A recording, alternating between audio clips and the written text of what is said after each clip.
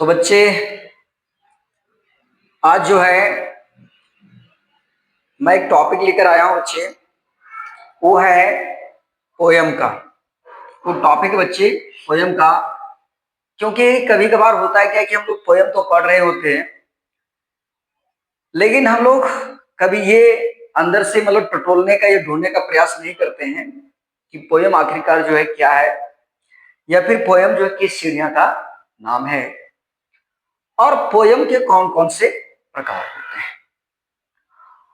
साथ ही साथ ये भी हम लोग जानने का प्रयास करेंगे कि पोयम का जो है डेवलपमेंट अर्थात इसका विकास किस प्रकार से हुआ।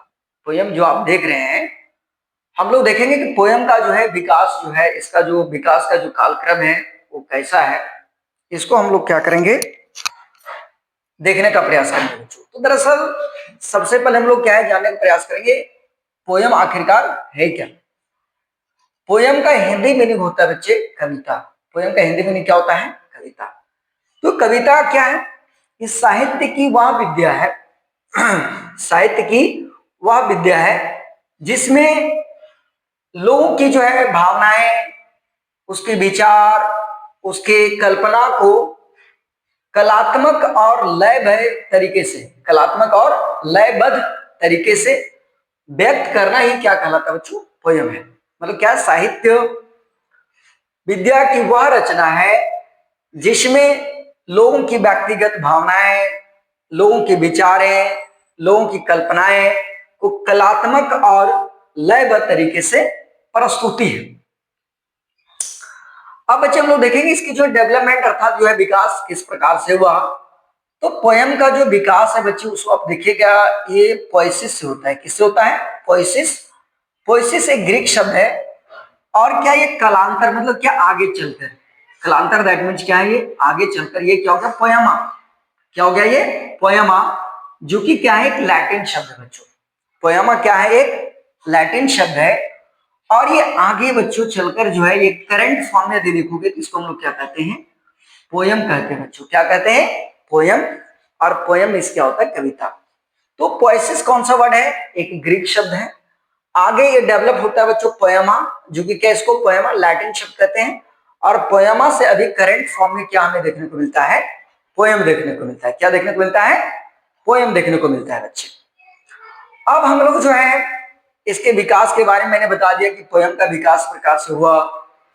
पोयम है क्या? तो पोयम कुछ नहीं, मैंने लिख भी रखा है कि व्यक्तिगत भावनाओं या विचारों को कलात्मक अथवा लयबद्ध तरीके से प्रस्तुति है। टाइप्स ऑफ पोयम बच्चों हम लोग देखेंगे। टाइप्स ऑफ पोयम मतलब पोयम के कितने प्रकार हैं, पोयम के जो है कौन कौन से प्रकार हैं, है ना। पोयम के जो है कौन कौन से प्रकार हैं, यहां पर मैंने दिखाने का प्रयास किया बच्चों। तो देखो, यदि मोटे मोटे तौर पे कहा जाए तो पोयम को जो है कितने भागों में बांटा गया है? 10 भागों में बांटा गया। कितने भागों में बांटा गया बच्चों? 10 भागों में। तो यहां पर आप लोगों को 6 दिख रहा होगा, और 4 और मैं लिखूंगा। यहाँ पे थोड़ा जगह नहीं था, इसकी वजह से मैंने 6 लिखा है। तो 10 कौन कौन सा है, चलो नजर डालेंगे बच्चे। पहला हमारा क्या है? लिरिक। क्या हमारा? लिरिक है। दूसरा हमारा क्या है? ऑड है। तीसरा हमारा क्या बच्चे? एलिजी है। चौथा हमारा क्या है? बिलेड है। पांचवा हमारा क्या बच्चे? सोनेट है। छठा हमारा क्या है? सटायर। क्या बच्चे? सटायर। सातवां क्या है हमारा? एपिक हो जाएगा। उसके बाद क्या है? फ्री वर्स है। उसके बाद क्या है? ड्रामेटिक मोनोलॉग है। उसके बाद क्या है? एलिगोरी है ना। तो इस तरह से यदि हम लोग देखें तो इसके जो है 10 भेद बताया गया है। अब हम लोग एक एक करके हम लोग समझने का प्रयास करेंगे कि लिरिक क्या होता है, ऑड क्या होता है, एलिजी क्या होता है, बिलेड क्या होता है, सोनेट क्या होता है, शेडायर क्या होता है बच्चे। तो चलिए हम लोग क्या करते हैं, एक एक करके जानने का प्रयास करते हैं।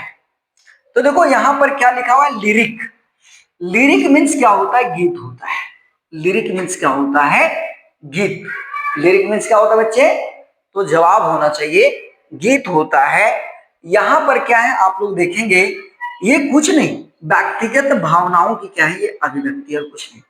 व्यक्तिगत मतलब आपका जो पर्सनल, जो अंदर से, जो आपके अंदर जो है जो विचार पैदा हो रहा है, आपके अंदर से जो अनुभूति पैदा हो रहा है, आप अंदर ही अंदर जिस बात को फील कर रहे हैं, जो आपकी जो इमोशन, आपकी भावना जो क्या है, वो उद्गार जो होती है, उसको हम लोग क्या करते हैं, एक लिरिक के रूप में लिखते हैं, अर्थात गीत के रूप में लिखते हैं बच्चों।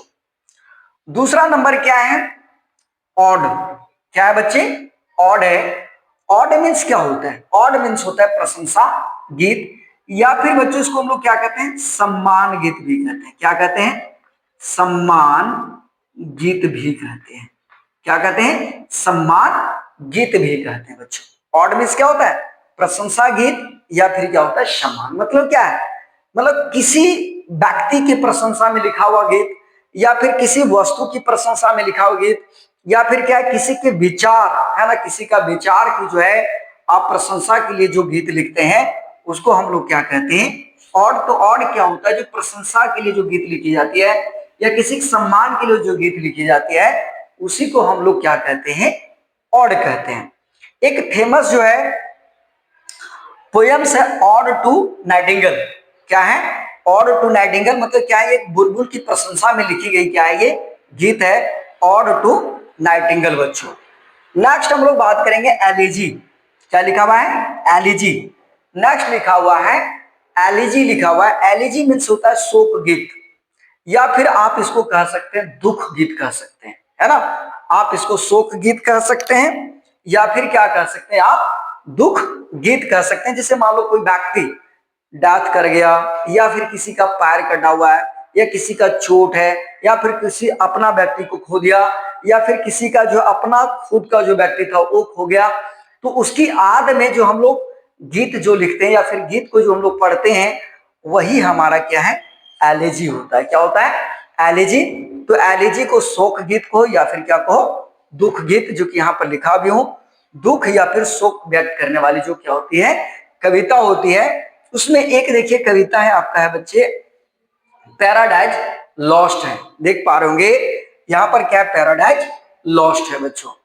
नेक्स्ट क्या है, बिलेड। क्या बच्चे, बिलेड। बिलेड क्या है, ये लोकगीत है। लोकगीत का मतलब क्या होता है, लोकगीत का मतलब है बच्चों, लोकगीत का मतलब क्या होता है, जनसाधारण। जनसाधारण का मतलब क्या, जो आम पब्लिक है ना, जो आम पब्लिक की जो है जो उसकी मुख से निकलती हुई जो क्या कर सकते हैं, उसकी जो उद्गार है, या फिर जो है उसकी जो गीत है, वो लोक गीत कहते हैं। मतलब यहाँ पर क्या बिलेड में देखने को मिलता है, लोक कथा देखने को मिला। क्या देखने को मिलेगा, लोक कथा, मतलब आम जनजीवन से जुड़ी हुई जो कथाएं होती है, ये क्या है, लोकगीत शैली में लिखा जाता है। मतलब लोकगीत शैली का मतलब क्या होता है, जो गांव देहात में देखा होगा जो लोग एक तरह तरह की जो गीत गाती है, तो उसको कहते हैं लोकगीत शैली। तो बिलेड मीन्स क्या होता है, लोकगीत होता है। नेक्स्ट है बच्चों सोनेट। ये बहुत बड़ा इंपॉर्टेंट है। क्या है, सोनेट। सोनेट दरअसल ये कुछ नहीं, ये 14 पंक्तियों का एक कविता होता है। सोनेट क्या होता है, 14 पंक्तियों का एक कविता होता है। याद रखिएगा इसमें कितने पंक्ति रहता है, 14 पंक्ति रहता है। कितने पंक्ति रहता है, 14 पंक्ति। और इसको डेवलप करने का जो क्रेडिट जाता है बच्चों, विलियम शेक्सपियर का जाता है। विलियम शेक्सपियर बच्चों को जाता है ना, जिसे फादर ऑफ ड्रामा भी कहा जाता है। फादर ऑफ ड्रामा भी कहा जाता है। तो शेक्सपियर ने जो सोनेट को बहुत ज्यादा, मतलब एक तरह से कहोगे कि साहित्य की दुनिया में, या फिर कह सकते हो लिटरेचर की दुनिया में, सोनेट को जो प्रसिद्धि आदि दिलाया, तो प्रसिद्धि दिलाने में किसका नाम जाता है, तो विलियम शेक्सपियर का जाता है बच्चों। नेक्स्ट है क्या, यहां पर दिया है सेटायर। क्या दिया है, सेटायर। सेटायर में क्या होता है बच्चों, उपहास होता है, या फिर एक तरह से कह सकते हो व्यंग्यात्मक गीत कहा जा सकता है, जैसे कि मैंने लिख भी दिया है ना। यहां पर डबल टी नहीं, सिंगल टी होता है। सेटायर में क्या होता है, उपहास गीत, या फिर कह सकते हो व्यंग्यात्मक गीत। दरअसल क्या होता है, ये जो सेटायर होता है ना, जैसे मान लो समाज में जो कुरीतियां हैं, या फिर कोई राजनीति में जो कुरीतियां देखते हैं, या फिर व्यक्तिगत कमियां जो देखते हैं, तो इसको जो है रंगमंच में जो है, इसको लोग सटायर के माध्यम से प्रस्तुत करते हैं, है ना, जिसको बोलते हैं व्यंग्यात्मक गीत। ये गीत लाने का प्रमुख कारण होता है ताकि समाज में मैं रिफॉर्म कर सकूं, राजनीति में सुधार कर सकूं। तो ये गीत को लाना, मतलब इसका प्रमुख जो मोटो होता है, समाज में, सोसाइटी में क्या करना, सुधार करना, इसका मोटो होता है बच्चे।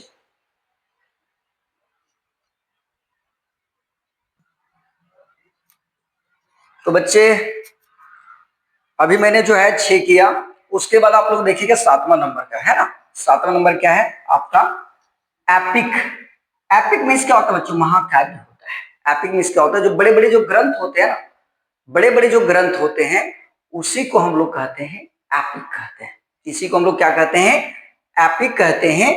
इसमें क्या होता है? लंबी वीर गाथात्मक कविता। मतलब क्या है? लंबी वीर गाथात्मक। जैसे मान लो कोई पर्सन, जैसे रामायण आप लोग देखते हैं, तो रामायण में किसकी वीरता का बखान मिलता है? तो आप लोग रामायण में देखते होंगे कि भगवान राम की जो वीर गाथा, देखा होगा कितने सारे उसका अध्याय, कितने सारे श्लोक हैं। तो उसमें क्या है? जैसे आप रामायण देख सकते हैं, महाभारत देख सकते हैं। जैसे महाभारत में देखिए, आप गीता देखिए, ये सारे के सारे क्या है? एपिक रहता है। एपिक का मतलब होता है महाकाव्य होता है, बड़े बड़े रचना, बड़े बड़े ग्रंथ, है ना। उसके बाद क्या है? 8वां नंबर में आप लोग देखिएगा फ्री वर्स। फ्री वर्स का मतलब होता है मुक्त छंद। जैसे क्या होता था बच्चे, मैं एक चीज बताता हूँ, देखो यहाँ पे लिखा हुआ है आधुनिक कविता का रूप। जैसे पहले जो कविता आप लोग देखिएगा ना, जो पहले के जो कवि थे या फिर हैं, उन लोग जो कविता लिखता है तो कविता लिखते समय ये ध्यान रखता है कि उसका छंद को बांध कर रखा जाए। मतलब उसमें जो राइम है, उसका जो रिदम है, उसको क्या करता है? बरकरार रखता है ना। लेकिन अभी क्या है कि आधुनिक कविता में क्या है कि इसमें अब कोई जरूरी नहीं कि तुक मिलना चाहिए, उसका जो राय मिलना चाहिए, उसका रिदम मिलना चाहिए, ये जरूरी नहीं है। तो फ्री वर्स मीन्स होता है मुक्त छंद। मतलब क्या? ये बिना तुकबंदी या बिना छंद का क्या होता है? ये कविता लिखी जाती है, जिसको हम लोग कहते हैं फ्री वर्स। और अभी जो कविता लिखी जा रही है, मतलब प्रेजेंट डेट में अभी जो कविता लिखी जा रही है, वो फ्री वर्स बहुत ज्यादा चर्चा में रहता है। नेक्स्ट आप लोग देखिएगा, लिखा हुआ है ड्रामेटिक मोनोलॉग। लिखा हुआ है, क्या लिखा हुआ है बच्चे? Dramatic monologue. मोनो का मतलब क्या होता है? एक पात्र। एक पात्र बच्चों, मोनो का मतलब खुद। मतलब यहां पर एक ही व्यक्ति का क्या होता है? यहां पर चर्चा चलेगा और सामने वाला क्या रहेगा? साइलेंट रहेगा। मतलब जो है कि जो दर्शक, जो स्पेक्टेटर्स है, वो बिल्कुल शांत से सुन रहा है, और जो वक्ता है, मतलब जो पात्र है, जो किरदार निभा रहा है, सिर्फ और सिर्फ उसको बोलना है, और बाकी सामने वाला बैठकर क्या कर रहा है? चुपचाप देख रहा है। जैसे मूवी वगैरह देखते हैं, तो मूवी में हम लोग क्या करते हैं? चुपचाप बैठकर देख रहे हैं, और किरदार क्या वहां पर बोल रहा है। तो सिमिलर उसी प्रकार से आप समझ सकते हैं ड्रामेटिक मोनोलॉग बच्चे। उसके बाद आगे क्या? हिम। क्या दिया बच्चों? हिम। तो हिम मीन्स क्या होता है? ईश्वर की स्तुति। हिम मीन्स क्या होता है? ईश्वर की स्तुति। मतलब ईश्वर का आप जो भजन, वैसे कविता जहां पर जो है भगवान की गुणगान किया गया है ना, भगवान की जो प्रशंसा में जो गीत लिखी जाती है, वो किसको, उसको हम लोग क्या कहते हैं? हिम कहते हैं बच्चों। क्या कहते हैं उसको? हिम कहा जाता है। ये ईश्वर की प्रशंसा में क्या है? गीत लिखी जाती है, जिसको हम लोग क्या कहते हैं? हिम कहते हैं। और बच्चों एक और जो है पढ़ लिया जाता है एलिगोरी। क्या पढ़ाता है बच्चे? एलिगोरी। एलिगोरी मीन्स होता है रूपक या फिर होता है अन्योक्ति। एलिगोरी का हिंदी क्या होता है? रूपक या फिर क्या होता है बच्चों? अनियोक्ति। अब देखो इसे नाम से ही पता चला, अनियोक्ति। मतलब अनियोक्ति का मतलब क्या पता है? अनियोक्ति का मतलब यह है कि कविता में कुछ लिखा हुआ है और वो कहना कुछ अलग चाह रहा है। अनियोक्ति का मतलब यही है कि कविता में कुछ लिखा हुआ है और वो उसके माध्यम से कहना कुछ अलग चाह रहा है ना, उसके माध्यम से कुछ अलग कहना चाह रहा है, वही होता है एलिगोरी होता है बच्चों। क्या होता है? एलिगोरी होता है। तो आई होप बच्चों, जो मैंने बतलाने का प्रयास कर रहा था, पोएम्स के जो टाइप्स है, पोएम्स के जो प्रकार है ना, जो मैंने बतलाने का प्रयास कर रहा था बच्चों, आई होप आप लोग को पूरी तरह से जो है समझ में आ गई होगी बच्चों। तो वीडियो को अंत तक देखने के लिए बहुत बहुत धन्यवाद बच्चों। और यदि आप लोग को वीडियो अच्छा लगा होगा तो आप लोग जो है like, share and subscribe the channel बच्चों। और यदि आपको और अच्छा नहीं लगे तो आप लोग जो है इसको आप लोग शेयर भी कर सकते हैं बच्चों। बहुत बहुत धन्यवाद।